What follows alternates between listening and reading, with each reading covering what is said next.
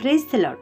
Greetings to you all in the name of our Lord and Savior Jesus Christ. Today's Bible verse, Paul's first letter to the Corinthians, chapter 5, verse 7. Passover festival is ready, now that Christ our Passover lamb has been sacrificed. ಈ ದಿನದ ದೇವರ ವಾಕ್ಯ ಪೌಲನು ಕೊರಿಂಥದವರಿಗೆ ಬರೆದ ಮೊದಲನೇ ಪತ್ರಿಕೆ 5ನೇ ಅಧ್ಯಾಯ 7ನೇ ವಚನ.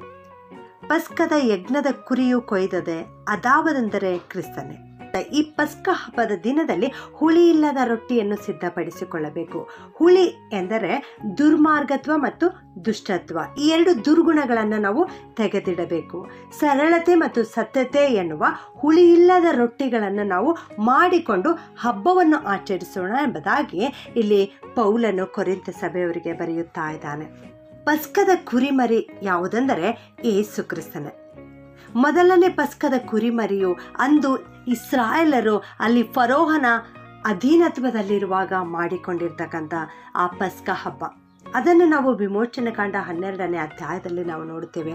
ಆಗ ಅವರು ಅಲ್ಲಿ ಕುರಿಮರಿಯನ್ನು ವಧಿಸಿ ಅದರ ರಕ್ತವನ್ನು ತಮ್ಮ ಬಾಗಿಲಿಗೆ ಹಚ್ಚಿದಾಗ ಅಲ್ಲಿ ಸಂಹಾರಕ ದೂತನು ಆ ಬಾಗಿಲಿನ ಒಳಗೆ ಇರುವ ಯಾರನ್ನೂ ನಾಶ ಮಾಡದೆ ಅದನ್ನು ದಾಟಿ ಹೋದನು ಎಂಬುದಾಗಿ ನಾವು ದೇವರ ವಾಕ್ಯದಲ್ಲಿ ನೋಡುತ್ತೇವೆ. ಪ್ರಿಯರೇ, ಇಲ್ಲಿ ನಮ್ಮ ಪಸ್ಕದ ಕುರಿಮರಿಯಾದ ಯೇಸು ಕ್ರಿಸ್ತನ ರಕ್ತವನ್ನು ನಮ್ಮ ಮೇಲೆ ಹಚ್ಚಿಕೊಳ್ಳಬೇಕಾಗಿದೆ. ಪ್ರಿಯರೇ, ಪಸ್ಕದ ಕುರಿಮರಿಯಾದ ಯೇಸುವಿನ ರಕ್ತವನ್ನು ಕಂಡ ಕೂಡಲೇ ಪಿಶಾಚನು ನಮ್ಮನ್ನು ಬಿಟ್ಟು ಓಡಿ ಹೋಗುತ್ತಾನೆ.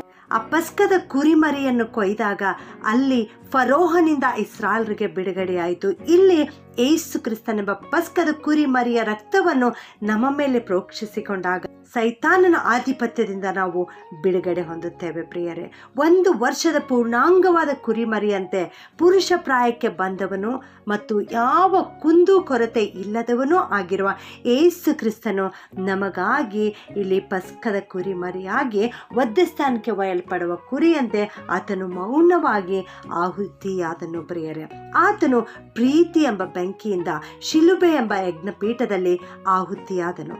ಇಲ್ಲಿ ಯೇಸು ಸ್ವಾಮಿ ಪಸ್ಕದ ಕುರಿಮರಿಯಾಗಿ ಕೊಯ್ಯಲ್ಪಟ್ಟನು. ಆ ಯೇಸು ಸ್ವಾಮಿ ಈ ಲೋಕದಲ್ಲಿರುವಾಗ ಈ ಪಸ್ಕ ಹಬ್ಬವನ್ನು ಆಚರಿಸಿದನು.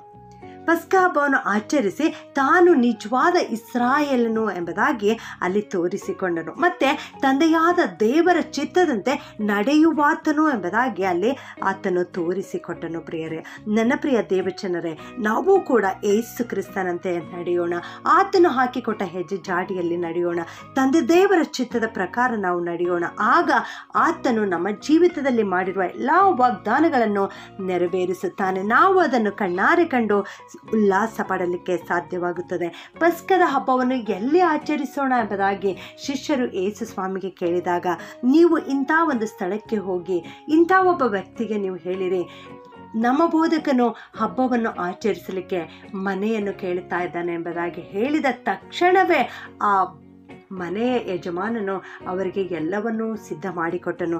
ಅದೇ ರೀತಿಯಲ್ಲಿ ನಾವು ಕೂಡ ಯೇಸು ಕ್ರಿಸ್ತನಿಗಾಗಿ ನಮ್ಮ ಮನೆಯನ್ನು ನಮ್ಮ ಹೃದಯವನ್ನು ಸಿದ್ಧ ಮಾಡಿಕೊಡೋಣವಾ. ಯೇಸು ಕ್ರಿಸ್ತನು ಜಕ್ಕಾಯನಿಗೆ ನಾನು ಈ ಹೊತ್ತು ನಿನ್ನ ಮನೆಯಲ್ಲಿ ಇಳಿಕೊಳ್ಳಬೇಕು ಎಂಬುದಾಗಿ ಹೇಳಿದ ತಕ್ಷಣವೇ ಆ ಜಕ್ಕಾಯನು ಯೇಸು ಕ್ರಿಸ್ತನಿಗಾಗಿ ಮನೆಯನ್ನು ಕೊಟ್ಟನು. ಹಾಗೆ ನಾವು ಕೂಡ ಜಕ್ಕಾಯನಂತೆ ನಮ್ಮ ಮನೆಯನ್ನು ಕ್ರಿಸ್ತನಿಗೆ ಕೊಡೋಣ. ಹೃದಯಪೂರ್ವಕವಾಗಿ ನಮ್ಮ ಹೃದಯವನ್ನು ಕರ್ತನಿಗೆ ಒಪ್ಪಿಸಿಕೊಡೋಣ. ಪ್ರಾರ್ಥನೆ ಮಾಡಿಕೊಳ್ಳೋಣ. ಪ್ರೀತಿಯ ಪರಲೋಕದ ತಂದೆಯಾದ ದೇವರೇ, ನಿಮಗೆ ಸ್ತೋತ್ರ ಉಂಟಾಗಲಿ. ಕರ್ತನೆ, ಅಪ್ಪ, ನೀವು ನಮಗಾಗಿ ಸ್ವಾಮಿ ಯಾವ ಕುಂದು ಕೊರತೆ ಇಲ್ಲದ ದೇವರ ಕುರಿಮರಿಯಾಗಿ ಆಹುತಿಯಾದ ದೇವರೇ, ಅದಕ್ಕಾಗಿ ಸ್ತೋತ್ರ ಸ್ವಾಮಿ. ಅದರ ಮುಖಾಂತರವಾಗಿ ಈ ನರಕದ ಅಧಿಪತಿಯಾದ ಸೈತಾನನ ಬಂಧನದಿಂದ ನಮ್ಮೆಲ್ಲರನ್ನು ನೀವು ಬಿಡುಗಡೆ ಮಾಡಿದ್ದೀರಿ ಕರ್ತನೆ, ಅದಕ್ಕಾಗಿ ಸ್ತೋತ್ರ ಕರ್ತನೆ. ಇಂದು ಈ ವಾಕ್ಯವನ್ನು ಕೇಳಿಸಿಕೊಳ್ಳುತ್ತಿರೋ ಪ್ರತಿಯೊಬ್ಬರ ಮೇಲೆ ಅಪ್ಪ, ನಮ್ಮ ಪಸ್ಕದ ಕುರಿಮರಿಯಾದ ಯೇಸು ಕ್ರಿಸ್ತನೇ ನಿಮ್ಮ ರಕ್ತವನ್ನು ಎಲ್ಲರ ಮೇಲೆ ಪ್ರೋಕ್ಷಿಸ್ತೇನಪ್ಪ. ನಿಮ್ಮ ರಕ್ತದ ಮುದ್ರೆಯನ್ನು ಇವರಿಗೆ ಹಾಕುತ್ತೇನೆ ಸ್ವಾಮಿ. ಇವರೆಲ್ಲರನ್ನು ನೀವು ಆಶೀರ್ವಾದ ಮಾಡಿ ಇವರ ಜೊತೆಗಿದ್ದು ಕಾಪಾಡು ಕರ್ತನೆ. ಇವರು ಎಂದೆಂದಿಗೂ ನಿನ್ನ ಮಕ್ಕಳಾಗಿ ಬಾಳಲಿಕ್ಕೆ ಸಹಾಯ ಮಾಡಿ ನಡೆಸಬೇಕಾಗಿ ಈ ಪ್ರಾರ್ಥನೆಯನ್ನು ಯೇಸುವಿನ ಒಂದೇ ನಾಮದಲ್ಲಿ ಬೇಡುತ್ತೇನೆ ತಂದೆಯೇ, ಆಮೆನ್.